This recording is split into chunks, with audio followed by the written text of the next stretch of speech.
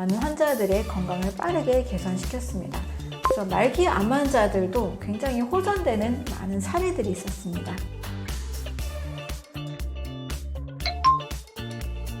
100년 전 암을 정복한 치료법이 있다고요?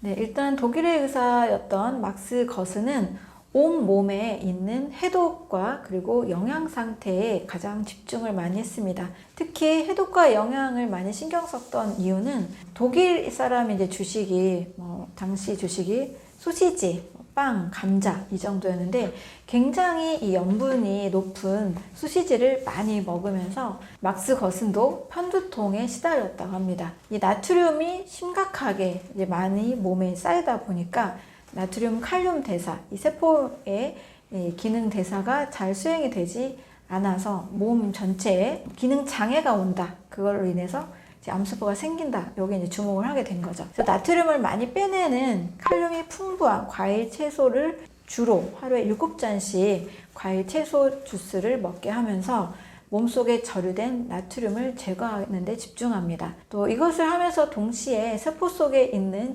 나트륨을 빼내면서 동시에 간과 장에 있는 독소도 빼내게 되는 거죠. 커피 간장을 하면서 장을 청소하고 또 간도 깨끗하게 하면서 몸속에 있는 독소를 빼내는 데 집중합니다.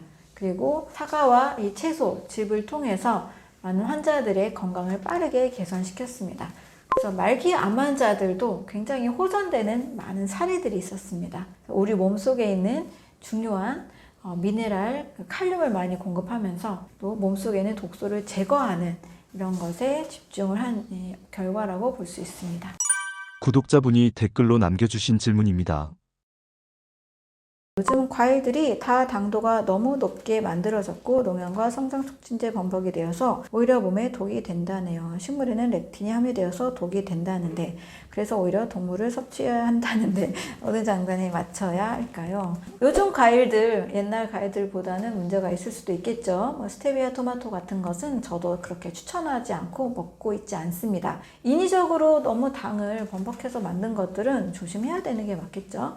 그리고 농약이나 성장 촉진제, 농약 같은 경우에도 과일의 경우 수용성 농약이 대부분이고 껍질을 통해서 다 빠져나가는 안전한 상태로 보시면 됩니다. 이게 불안하시면 이제 유기농 과일만 찾아서 드셔야 되는데 사실 유기농 과일만 찾아서 먹기에는 좀 많은 한계점이 있다고 봅니다.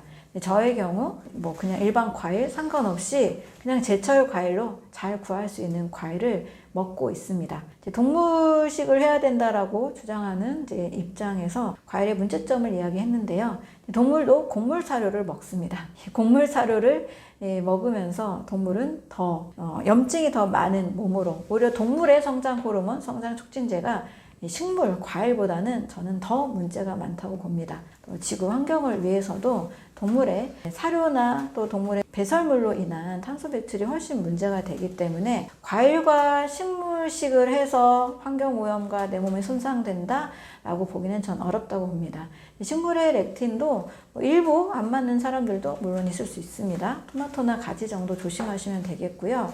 우리가 그렇게 식물을 과식하면서 큰 병에 걸리는 일은 저는 많지 않다고 봅니다. 대신 좀 너무 생과일을, 생채소를 먹어서 몸이 차가워지는 분들, 지나치게 살이 빠지신 분들은 좀 조심하시고요.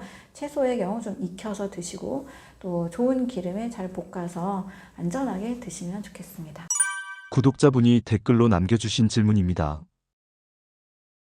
선생님, 생 아몬드 먹어야 되나요? 구운 것 먹어야 되나요? 아몬드는 저는 생 아몬드를 신선하게 구할 수 있고 맛이 괜찮다라면 생으로 드셔도 된다고 말씀을 드립니다. 저는 구운 것을 구하기가 편하다 보니까 맛도 있고 그래서 구운 것을 먹고 있는데요. 무리가 없게 신선한 상태를 구할 수 있다라면 크게 문제가 없습니다. 대신 이제 견과류의 경우에는 조금 아플라톡신 같은 곰팡이 오염이 잘 되기 쉬우니까요. 땅콩의 경우에는 더 조심하셔야 되고요. 아몬드 많은 견과류들도 아플라톡신, 곰팡이 오염되지 않은 상태로 안전하게 드시면 되겠습니다. 구독자분이 댓글로 남겨주신 질문입니다.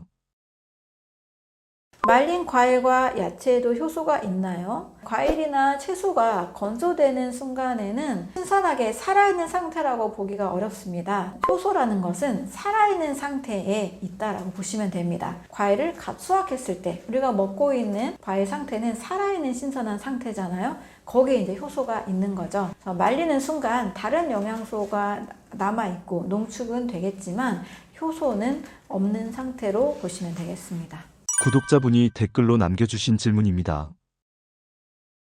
소화가 항상 잘 안 되는데요. 무슨 음식이 제일 좋을까요? 네, 소화가 잘 안 되실 경우에는 정말 어떤 음식이든지 소화가 잘 되는 음식 반드시 잘 찾아야 됩니다. 보통 소화가 안 되면 죽을 많이 드시기도 하는데요. 씹을 필요가 없어서 죽을 드시기도 하겠지만 일단은 늘 죽만 드셔서는 안 되겠고 소화가 잘 되는 과일이나 구황작물 쪽에서 꼭 한번 찾아보시면 좋겠습니다. 과일도 너무 불편한 과일은 꼭 피하시고요. 블루베리나 딸기 위주로 시작해 보시고 사과나 바나나도 천천히 씹어서 한번 드시면 좋겠습니다. 대신 소화가 안 될 때는 골고루 잘 먹어야 건강하다는 생각 때문에 골고루 많이 드시는데 반드시 한 가지만 드시면 훨씬 더 몸이 편안합니다. 바나나 하나만 드셔보시고 테스트를 해보시고 단호박 잘 쪄서 하나만 드셔보시고 고구마도 하나만 드셔보시면 좋습니다. 가끔 잡곡밥을 해서 정말 입에서 100번 정도 씹는 것도 한번 해보셔도 좋습니다. 그래서 한 종류의 음식으로 소화가 잘 되는 음식을 꼭 찾아보시면 좋겠습니다. 구독자분이 댓글로 남겨주신 질문입니다. 다른 한의사분은 바나나는 당뇨에 좋다고 하시는데요. 지식이 부족한 저희는 어떻게 해야 하나요? 많은 분들이 이제 의료 전문가들이 서로 다양한 이야기를 하다 보니까 헷갈릴 수 있다고 봅니다. 바나나는 저도 좋아하고 많이 드셔도 되는 과일이라고 여겨지는데요. 슈가 스팟이 생겨서 너무 잘 익은 바나나 있잖아요. 너무 당도가 높아지다 보니까 당뇨 있는 분들은 조심하세요 라고 말씀드린 겁니다. 네, 당뇨는 55 이상 당지수가 넘어가면 순간적인 혈당이 빨리 오르다 보니까 또 심리적으로도 굉장히 불안해 하시거든요. 그래서 저당도 과일, 거기에다가 그것도 불안하실 경우 채소와 함께 섞어서 혈당 수치를 올리지 않게 식사하시도록 권하고 있습니다. 일단 심리적으로 과일이 괜찮아요 아무리 해도 매우 불안해 하십니다. 네, 그런 의미에서 바나나 자체가 문제가 아니고 심리적으로 불안한 분들 또 너무 달콤한 바나나를 드실 수 있다 보니 조심하라고 말씀을 드렸습니다. 인풀스테이지 구독자분들에게 해주고 싶은 말이 있으신가요? 네, 여러분 모두 건강한 삶을 원하고 계시잖아요. 내가 할 수 있는 많은 지식들 중에서 꼭 잘 이해가 되시는 지식들을 한두 가지라도 꼭 실천하시면 좋겠습니다. 그리고 너무 그 성분 하나하나에 또 너무 혼란스럽게 하는 말들에 쉽게 현혹되지 마시고요. 영양과 해독의 원리를 따르시고 내 몸의 소화가 잘 되는 식사법을 따르신다라면 큰 무리가 없다고 봅니다.